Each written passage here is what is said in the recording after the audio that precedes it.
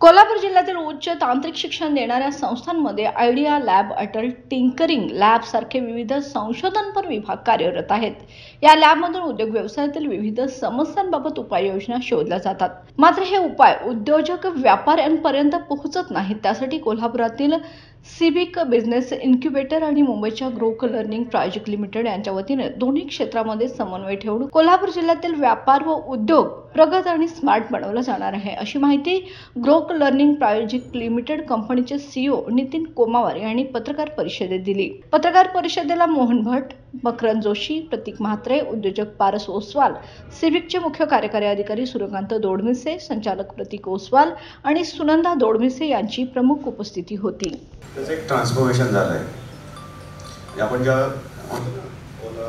Swiggy ह्या कंपन्या technology use करत आहे, पण सर्व्हिस तीच होती. तर आपली गाडी घ्या, मागच्या 15 वर्षामध्ये गाडीचा शेप पूर्ण चेंज झाला आहे.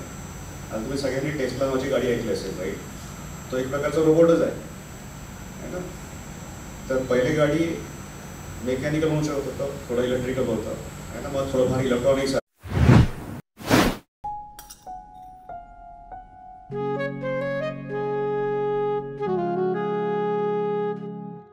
बाबा, आज येताना बासुंदी घेऊन या ना. अगं, कालच आपण आईचा वाढदिवस होता म्हणून आणली होती ना. ऐकलं? गोकुळची बासुंदी पुन्हा खावीशी वाटतेय. खरं सांगू, मलाही खावीशी वाटतेय.